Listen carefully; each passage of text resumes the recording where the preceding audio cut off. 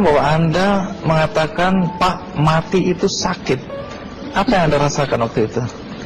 Rasa dada sesak, terus sakitnya tuh seperti ditusuk pedang, terus seperti kulit binatang dikuliti gitu. Hidup-hidup.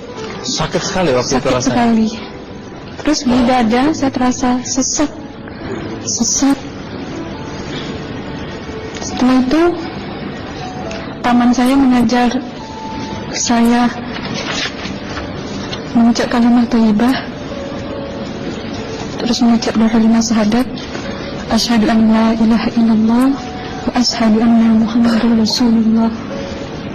Apa betul waktu roh Anda itu dicabut dari kaki itu, Iya. Anda bisa melihat jasad Anda? Sempat saya melihat jasad saya pada waktu itu, tapi sebentar. Setelah itu saya dibawa pergi oleh 2 orang malaikat ini. Dan pada waktu itu saya ingin ketemu sama ayah saya. Kebetulan ayah saya sudah meninggal. Dan suatu ayah saya meninggal, dia berusia 55 tahun. Setelah saya ketemu di sana, dia tuh berusia muda. Kok muda? Berusia 17 sampai 20 saya perkira. Anda sempat ngobrol dengan ayah? Sempat. Apa yang Anda sampaikan? Waktu itu ayah nangis. Ayah saya bilang, kenapa kamu kesini nak? Pulanglah, di rumah tidak ada orang. Kasihan lihat ibumu dan adik-adikmu. Tidak ayah, janjiku sama Allah sudah sampai. Gitu. Dan pada waktu itu ayah saya menangis. Lalu apa yang dia ucapkan?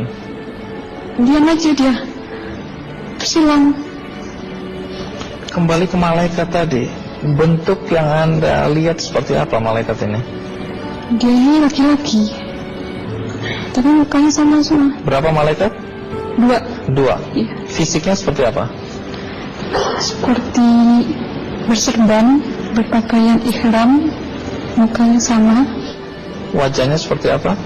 Wajahnya sulit saya gambarkan. Yang jelas dia ini sama, dua-dua itu sama rupanya. Apakah ada ucapan dari 2 sosok yang Anda anggap malaikat itu? Ada. Apa kata mereka? Waktu itu saya mengalami perjalanan spiritual. Saya disoal oleh malaikat itu dengan sebutan ma ayyutuka, siapa Tuhanmu? Waktu itu roh saya menjawab, Tuhanku adalah Allah. Siapa pemimpinmu? Pemimpinku adalah Nabi Muhammad Sallallahu Alaihi Wasallam. Mana kiblatmu? Kiblatku adalah Ka'bah. Siapa kedua orang tuamu? Siapa saudara maramu? Terus saya diperjalankan. Setelah itu kedua orang malaikat ini memimpin tangan saya, tangan kiri saya, membawa saya ke satu tempat, menduduki saya di sebuah kursi. Pada waktu itu kursinya tuh empuk, mungkin 8 busanya ya, cantik. Terus di sana saya duduk. Di sebelah kanan saya ada tiba-tiba berwujud seorang perempuan. Dia mengaku Amal. Kamu siapa? Kata saya. Aku adalah amalmu semasa kamu hidup di atas dunia. Dan selama kamu di sini, saya akan menemanimu sampai yaumul akhir, itu katanya. Dan pada waktu itu saya melihat perempuan-perempuan solehah berpakaian muslimah, berkerudung, mencium pipi kanan, pipi kiri. Mungkin salam perkenalan pertama waktu menduduki di situ. Setelah itu saya dihijrahkan lagi, dibawa oleh 2 orang malaikat ini lagi, melihat dosa-dosa besar ya. Di sana saya diperlihatkan ada seorang laki-laki memikul besi di bahunya. Saya perkirakan besi itu mungkin beratnya tuh berton kali ya. Berat sekali ya. Berat sekali. Terus dia berjalan nggak sampai ke tujuannya. Berlumuran darah nanah, baunya na'udzubillah misalnya. Bajunya tuh sobek-sobek. Waktu itu roh saya disaksikan oleh Amal. Saya tanya kepada Amal, roh tanya sama Amal, wahai Amalku, dosa apakah yang manusia ini lakukan sewaktu ia hidup di atas dunia? Amal menjawab pada waktu itu, sewaktu manusia ini di atas dunia, dia ini adalah menyantet orang, menemuh orang, sehingga dia berjalan nggak sampai yaumul akhir katanya. Yang kedua, saya melihat ada seorang laki-laki saling bunuh-membunuh. Sebentar kayak gitu lagi. Suatu manusia ini hidup di atas dunia, dia adalah seorang pembunuh, hingga dia tidak mau bertanggung jawab terhadap orang yang dibunuhnya. Terus yang ketiga, saya melihat ada seorang laki-laki dihujam kemaluannya pakai besi panas, timah panas itu ya, hingga menembus. Waktu itu roh bilang sama amal, wahai amalku, dosa apakah yang manusia ini hidup di atas dunia? Amal waktu itu menjawab, suatu manusia ini hidup di atas dunia, manusia ini adalah seorang perzina. Setelah itu saya melihat ada seorang laki-laki dihujam kemaluannya pakai besi panas, timah panas itu ya, hingga menembus. Waktu itu roh bilang sama amal, wahai amalku, dosa apakah yang manusia ini hidup di atas dunia?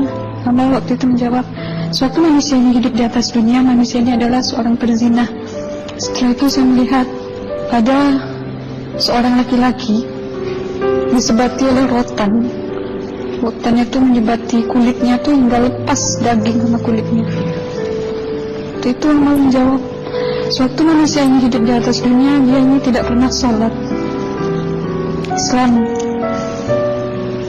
hingga waktu matinya pun dia tidak mengucap 2 kali syahadat.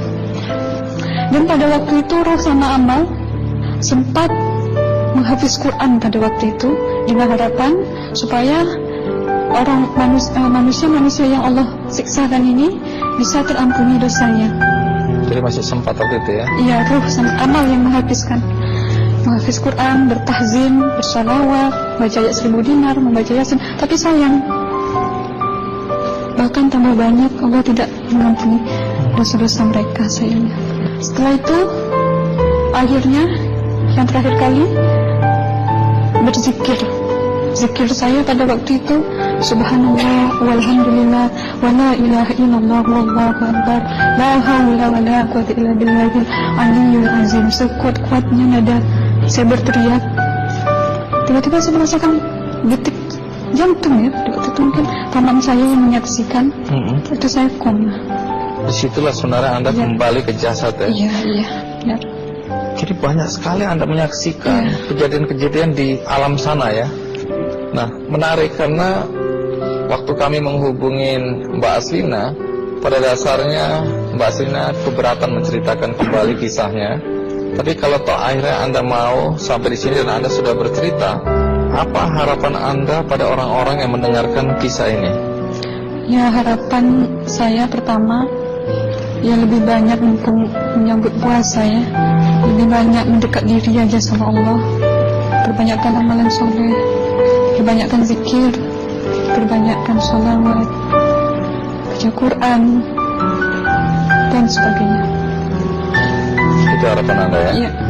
Baik, terima kasih Mbak Aslina ya, sudah datang dari Bengkalis untuk menceritakan kisah ini.